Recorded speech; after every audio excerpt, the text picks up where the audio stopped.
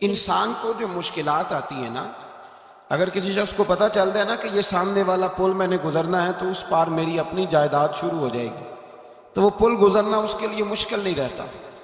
اگر کسی کو پتہ چل جائے کہ بس یہ 2 سڑکیں ہیں میں نے عبور کرنی ہے، پھر میرے لیے سفر آسان ہو جائے گا، تو وہ جھٹ پٹ گزر جاتا ہے، نہ دھوپ دیکھتا ہے، نہ تھکاوٹ دیکھتا ہے، نہ رش دیکھتا ہے، نہ گاڑیوں کی ریل پیل دیکھتا ہے، گزر جاتا ہے۔ اللہ کریم نے فرمایا بندہ مومن جان لے، اگر میں تجھے ایک مشکل دوں گا تو میں تجھے کتنی آسانیاں، چلے سارے بول دیں کتنی جی، کتنی اللہ تعالیٰ آسانیاں دے گا؟ 2 آسانیاں۔ ہم لوگ اچھا جب ہمارا ذہن بن جاتا ہے نا کمزوری کا، ہمارا جب مزاج بن جاتا ہے مایوسی کا، پھر معاملہ ذرا ہمارے لیے گمبھیر ہو جاتا ہے۔ اگر ہم یہ ذہن بنائیں نا کہ مشکل میرے اللہ کی طرف سے آئی ہے تو وہ مجھے آسانی بھی ضرور عطا کرے گا، تو پھر اللہ ضرور ہی آسانیاں عطا فرماتا ہے۔ اور جو مشکلات زندگی میں آتی ہیں نا، حضرت مولا علی شیر خدا رضی اللہ تعالیٰ عنہ کا بڑا خوبصورت فرمان ہے۔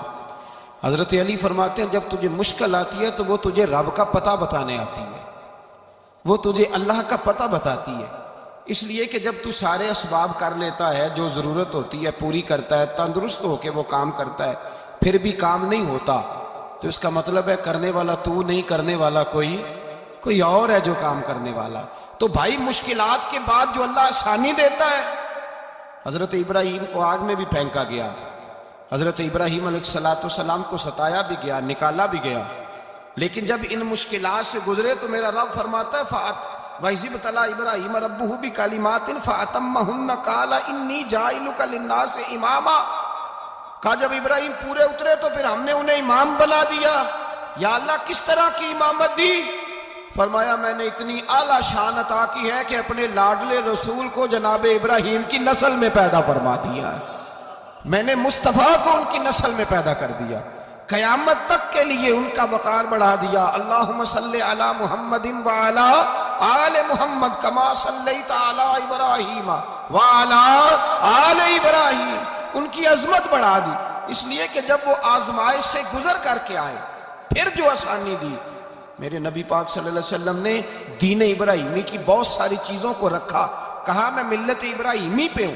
جب کوئی مشکلات کو عبور کر کے آتا ہے، جب کوئی تکلیفیں سہ کر کے آتا ہے، اس کے لیے جو اجر ہوتا ہے، اس کے لیے جو پھر اللہ کتنی ذرا بڑی توجہ کیجئے گا۔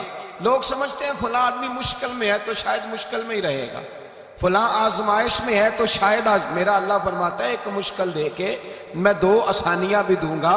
تم مشکل دیکھ رہے ہو، مشکل نہ دیکھو، وہ جو اس کو بعد میں آسانی آنے والی ہے، اور ڈبل جو میں اس پر نعمت کرنے والا ہوں اس کو دیکھو۔ حضرت یوسف کو بھائیوں نے کنویں میں ڈال دیا تھا، اور جب کنویں سے نکلے تو مصر کے بازاروں میں بکے، اور پھر زلیخا نے الزام لگایا تو حالات بگڑ گئے، حضرت یوسف کو جیل جانا پڑا۔ کتنی کٹھن زندگی تھی، لیکن میرے مالک کو کچھ اور ہی منظور تھا۔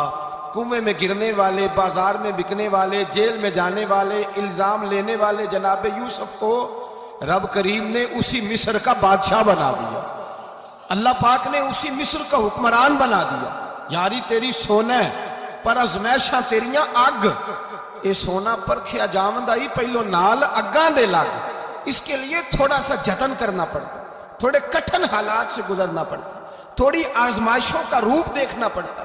ہم چاہتے ہیں کہ ہمیں چھیڑے کوئی نہ کوئی تکلیف نہ آئے، کوئی آزمائش، یہ ہو نہیں سکتا میرے بھائی، نامی کوئی بغیر مشقت نہیں ہوا، 100 بار جب عقیق کٹا تب جا کر نگی ہوا۔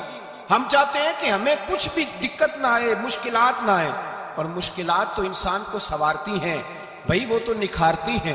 کبھی پوچھا کرو جا کر کے کسی گندم کے دانے سے کہ تو کہاں سے ہو کے آیا ہے، کہاں سے نکل کے آیا ہے، تو وہ بتلائے گا کہ بڑے مشکل مراحل سے گزرا ہوں، اور پھر اللہ نے مجھے طاقت دی ہے کہ میں انسان کے وجود کا حصہ بناؤں۔ تو بھائی کٹھن مراحل، آزمائشیں، تکلیفیں، یہ انسان کو بڑا انسان بنا دیتی، یہ اس کے لیے ترقیوں کا پیش خیمہ ہوتی۔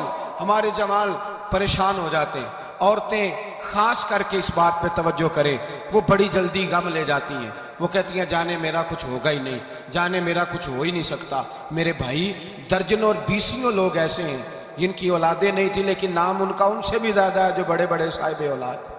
حضرت خواجہ معین الدین اجمیری کو جانتے ہیں آپ لوگ؟ نہیں، جو جانتے ہیں وہ بولیں، جانتے ہیں جی؟ لو جی کافی سارے جانتے ہیں، تھوڑے جے رہ گئے ہمارے. جانتے ہیں نا خواجہ صاحب کو؟ ان کے کسی بیٹے کو جانتے ہوں؟ نہیں جانتے، نہیں جانتے، نہیں جانتے آپ ان کے بیٹے کو. حضرت خواجہ معین الدین اجمیری رحمۃ اللہ تعالی علیہ کے بیٹے کو نہیں جانتے، لیکن ویسے آپ ہندوستان میں کسی آدمی کو چھیڑ کے دیکھیں، وہ کہے گا میں خواجہ صاحب کا روحانی بیٹا ہوں. میرے بھائی یہاں لوگ پریشان ہو جاتے ہیں کہ اولاد ہوگی تو یہ ہوگا، فلاں ہوگا تو یہ ہوگا. بھائی ایسی کوئی بات نہیں. میرے پاس پیسے ہوتے تو میرا ابا بیماری سے فوت نہ ہوتا. جو مالدار ہوتے ہیں تو کیا وہ بچ جاتے ہیں؟ حضرت اسرائیل انہیں چھوڑ جاتے ہیں؟ او خدا کے بندے تو کیسی بات کر رہا ہے؟ یاد رکھ، یہ جو آزمائشیں ہوتی ہیں، یہ جو تکلیفیں ہوتی ہیں، یہ جو تھوڑے سے مشکل حالات ہوتے ہیں. حضرت یونس علیہ السلام کی دوستی ہوگی حضرت جبریل امین سے، تو جناب جبریل ملنے آئے. حضرت یونس علیہ السلام فرمانے لگے جبریل میرا دل کرتا ہے مجھے اس بندے کی ملاقات کرا جو اللہ کا سب سے زیادہ عبادت گزار بندہ ہے. حضرت جبریل امین لے گئے دور دور فلسطین کے علاقے میں، اور لے جا کر ایک بندے سے ملاقات کرائی جس کی دونوں آنکھیں بھی کوئی نہیں تھی، دونوں بازو بھی کوئی نہیں تھی، دونوں پیر بھی کوئی نہیں تھی. اور اس بندے کی زبان پر لفظ بڑا کیا جاری تھے، یا اللہ تیرا شکر ہے، یا اللہ تیرا، بول کے کہیے یا اللہ تیرا، اے اللہ تیرا شکر ہے. شکر شکر کر رہا تھا. حضرت جناب سیدنا یونس علیہ السلام کہنے لگے میں نے تجھے عبادت گزار کو ملانے کو کہا تھا، تو کہاں لے آیا؟ حضرت جبریل کہنے لگے یا یونس، یہ ہر چیز جانے کے باوجود اپنے رب کی رضا پہ راضی ہے. اس وقت دنیا میں نبیوں کے بعد جس سے اللہ سب سے زیادہ پیار کر رہا ہے وہ یہی بندہ ہے. یہ اپنے رب کی رضا پہ راضی ہے. مانا کہ جب اس حال میں راضی ہے تو بس ٹھیک ہو گیا، ٹھیک ہو گیا.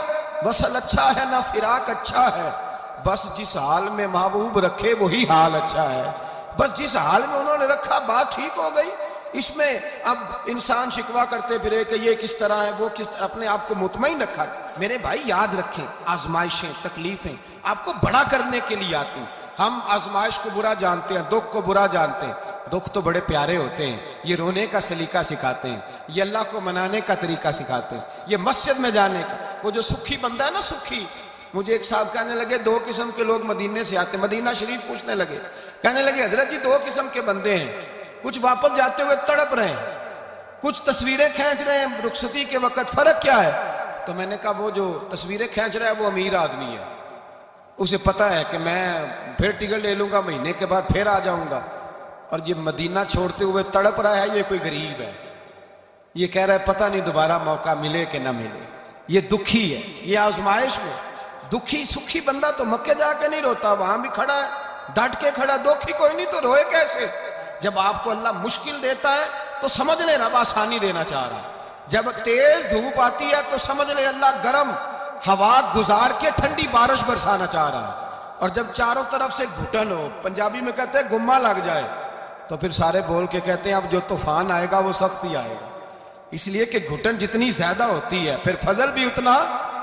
جن لوگوں نے تکلیفیں زیادہ سہی تھی رب نے عزتیں بھی زیادہ ہی عطا فرمائی. جن لوگوں نے تکلیفیں زیادہ سہی نا انہیں اللہ نے درجہ بھی. حضرت بلال حبشی نے بڑی تکلیف سہی، مارا کرتا تھا امیہ، بڑا مارتے تھے. اتنا مارتے تھے کہ موٹے، آپ نے کبھی دیکھے ہیں دیہاتوں میں موٹے موٹے پائے ہوتے تھے چارپائیوں کے، موٹے موٹے بان کی چارپائیاں اور بڑی چارپائیاں کافر بچھا کے بیٹھ جاتے اور حضرت بلال حبشی کے پیر ان کے نیچے رکھ دیتے، ہاتھ ان کے نیچے رکھ دیتے، آگ لوہا گرم کر کے اس کے اوپر ننگے بدن لٹا دیتے. مکے نے بڑی آزمائشیں دیکھی، پھر اسی مکے نے مدینے نے عجیب رنگ دیکھا کہ میرے نبی معراج سے واپس آئے اور حضور نے عظمت دی. فرمایا بلال یار تیرا بڑا مقام ہے، تو مدینے میں چل رہا تھا اور میں جنت میں تیرے قدموں کی آواز سن رہا تھا. عبداللہ مزنی حضور کے غلام تھے، قبیلہ مزن کے رہنے والے. والد فوت ہو گئے، چچا نے پالا تھا، اسلام قبول کر لیا. چچا اسلام کا بڑا دشمن ہے، حضور کا نام آئے تو جلال کرتا، حسد اور بغض میں جل جاتا، بڑی اسلام کے ساتھ دشمنی اور عناد رکھتا ہے. حضرت عبداللہ کہتے ہیں پہلے تو میں عشق رسالت کو دباتا رہا، پھر یہ چنگاری شعلہ بن گئی، پھر کہ یہ ہلکا سا جذبہ سمندر اور صحرا کا روپ دھار گیا، فرماتے ہیں ماں تھی اور میں تھا، میں گیا جا کے چچا سے کہا میں نہیں رہ سکتا، کہاں جائے گا؟ تو میں نے دھیمے لہجے میں کہا میں مدینے جاؤں گا، اب میں رسول اللہ کے مدینے جاؤں گا، اب میرا گزارا نہیں ہوتا، اب میں جاؤں گا۔ کہتے ہیں چچا کہنے لگا اچھا تو وہاں جائے گا؟ تجھے میں نے پالا، میں نے پوسا، وہ مکان میں نے تجھے بنا کے دیا، تیری جیب میں جو پیسے ہیں میرے دیے ہوئے ہیں۔ کہتے ہیں میں نے کہا چچا میں سارا کچھ سوچ کے آیا ہوں، مکان بھی تو رکھ لے، پیسے بھی رکھ لے۔ کہتے ہیں اس نے ہر چیز رکھوا لی۔ جب پلٹنے لگا تو چچا کہنے لگا جو کپڑے تو نے پہنے ہیں یہ بھی میں نے خرید کے دیے تھے۔ حضرت عبداللہ فرماتے ہیں میں نے وہ کپڑے بھی اتار کے دیے، برہنہ حالت میں میں ماں کے پاس گیا اور میں نے کہا اماں میں پہلے بھی تو ننگا پیدا ہوا تھا، تو نے ہی کپڑے پہنائے تھے، میرا پھر بدن ننگا ہو گیا ہے، کپڑے دے دے۔ کہتے ہیں 2 بیویوں والے کپڑے اماں نے دیے، ایک میں نے تامت باندھ لی، دوسرا اوڑھ لیا اور مدینے پہنچا۔ کہتے ہیں جب میں ٹھنڈی رات مدینے پہنچا تو کالے رنگ کے حبشی غلام حضرت بلال دودھ کا پیالہ لیے کھڑے تھے، ہاتھ میں کھجوریں تھی، کمبل تھا، کہنے لگے آجا آجا۔ مصطفیٰ نے فرمایا تھا قبیلہ مزن سے میرا غلام آ رہا ہے، میں ساری رات سے تیرا انتظار کر رہا ہوں۔ حضرت جناب سیدنا عبداللہ رضی اللہ تعالیٰ عنہ فرماتے ہیں میری مشکل آسان ہوئی، فرماتے ہیں مجھے مدینے میں اعزاز مل گیا، مجھے عزت مل گئی، ہر آدمی میری قدر کرنے لگا۔ گویا بزرگ کہتے ہیں کہ حضرت عبداللہ دعا کرنے لگے کہ اے اللہ تو نے مجھے بڑی شان دی ہے مصطفیٰ کی گود میں، اگر اسی رحمت کے چھاؤں میں پردہ کر جاؤں تو میری بات بن جائے گی۔ حضرت عبداللہ کا وصال بھی رسول اللہ کی گود میں ہی ہو گیا، گود میں، نہ کوئی رشتہ دار، نہ کوئی تعلق دار، نہ کوئی ہمسایا اپنا، نہ کوئی چچا، نہ کوئی ماموں، شہر میں تنہا اسی کسے دے کچھ نہیں جے لگ دے تے نہ کوئی ساڈا دردی، تنہائی۔ جنازہ اٹھا تو اٹھانے والے کون ہیں؟ ابو بکر صدیق، فاروق اعظم، عثمان غنی، مولا علی، حسنین کریمین جنازے میں شامل۔ میرے رسول پاک صلی اللہ علیہ وسلم نے جنازہ پڑھایا، دیکھو مشکل کاٹی تھی تو آسانی کا رنگ دیکھو، آسانی کا انداز دیکھو۔ حضرت سیدنا ابو دردہ رضی اللہ تعالیٰ عنہ ارشاد فرماتے ہیں مدینے میں رواج تھا کہ جب قبر میں اتارنے لگتے تھے تو قریبی رشتہ دار اتارا کرتے تھے، اور عبداللہ کا تو رشتہ دار ہی کوئی نہیں تھا مدینے میں، کون اتارے؟ فرمایا جب قبر میں اترنے لگے تو حضرت ابو بکر صدیق اور حضرت عمر فاروق اتر گئے کہ ہم قبر میں اتارتے ہیں۔ رسول اللہ نے فرمایا تم باہر نکلو، تم کیوں قبر میں گئے ہو، باہر آؤ۔ کہتے ہیں ہم باہر آئے تو اللہ کے رسول اندر گئے، فرمایا کون کہتا ہے اس کا کوئی نہیں، میں جو موجود ہوں، کون کہتا ہے کوئی نہیں؟ فرمایا رکھو میرے ہاتھوں پہ۔ کہتے ہیں حضور کے دست مبارک پہ رکھا اور باہر کھڑے ہم رشک کرنے لگے کہ واہ اللہ تیرا آسانی دینے کا رنگ، آسانی۔ اس نے مشکل برداشت کی تو رب نے مصطفیٰ کے قدموں میں آسانیاں عطا فرمائی، پسے اور حضور نے قبر میں رکھا، نبی پاک نے۔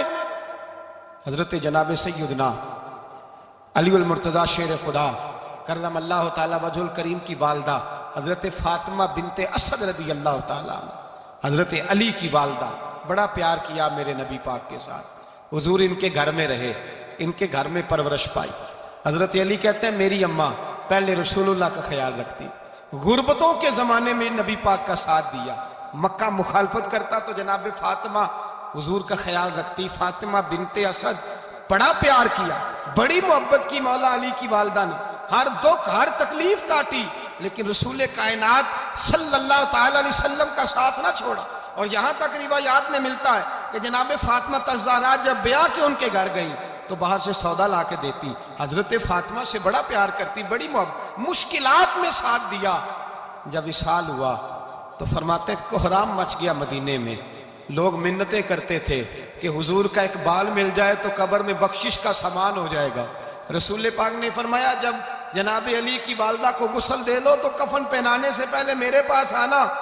کہتے ہیں جب غسل دے لیا تو عرض کی حضور غسل ہو رہا ہے، کفن کا کیا کرنا ہے؟ حضور اندر گئے، قمیض بدلی اور جو کرتا پہنا ہوا تھا اتار کے دیا، فرمایا وہ علی کی ماں نہیں میری ماں ہے، اس نے میرے لیے بڑی تکلیفیں سہی ہیں، بڑی مشکل دیکھی ہے، فرمایا اس طرح کرو میرے کرتے میں اسے کفن دو۔ حضور نے جنازہ پڑھایا، اپنے کرتا لباس مبارک میں کفن دلایا، پھر جب وہ دفن ہوئی تو حضور قبر پہ کھڑے ہوئے، کھڑے ہو کے فرمایا اے اللہ اپنے سارے نبیوں کے وسیلے سے اور میرے وسیلے سے میری اماں کی بخشش فرما دے۔ پھر جو آسانیاں ملی ان لوگوں کو تو ان کی قبروں تک آسانیاں ملی، پھر ان کو قیامت تک کے لیے آسانیاں ملی جنہوں نے مشکلات کو دیکھا۔ اور بھائی جو سوئے رہے، جو آرام کرتے رہے، جنہوں نے مناسب ہی نہ سمجھا کوئی کٹھن مرحلہ طے کرنا، جنہوں نے کہا نا نا نا نا ہم تو سکھ کے ساتھی ہیں، ہم تو سکون کے ساتھی ہیں، بھائی ہم تو سلوٹ کے ساتھی ہیں، جب موجیں لگیں گی تو دوڑ کے پہنچیں گے، کہیں گے ہمارا بھی تعلق بنتا ہے، ہماری بھی رشتہ داری ہوتی ہے، ہمارے بھی رابطے ہوتے ہیں، پھر دوڑ کر کے پہنچیں گے۔ اصل ساتھی وہ ہوتا ہے جو دکھ کا ساتھی ہوتا ہے، آزمائش کا ساتھی، مشکلات تجھے اونچا اڑاتے۔ حضرت سلمان فارسی کہتے ہیں میں نبی پاک کی تلاش میں نکلا تھا، حضور کی تلاش میں نکلا، اور میں نے کئی سال حضور کو ڈھونڈا، کبھی ایک دروازے، کبھی ایک دروازے، کبھی دوسرے دروازے، کبھی تیسرے دروازے۔ فرماتے ہیں میں شہزادہ تھا پر بکتا بکاتا مدینے آیا، میں نے نبی پاک کی تلاش میں یہودیوں کی غلامی بھی کی، تیری تلاش میں پھرا میں جنگل پہاڑ اور دشت میں۔ فرماتے ہیں بڑی تکلیف کاٹی، بڑی آزمائش دیکھی، لیکن اس دن مجھے سارے دکھ بھول گئے، اس دن میری ساری تکلیفیں آسانیوں میں بدل گئی، جس دن میرے نبی نے میرا بازو تھام کے کہا سلمان منا اہل البیت، فرمایا سلمان کو تو میں نے اپنی اہل بیت میں شامل کر لیا ہے۔ فرماتے اتنی بڑی فضیلت کہ میں رسول اللہ کے خاندان میں جا شامل ہوا تو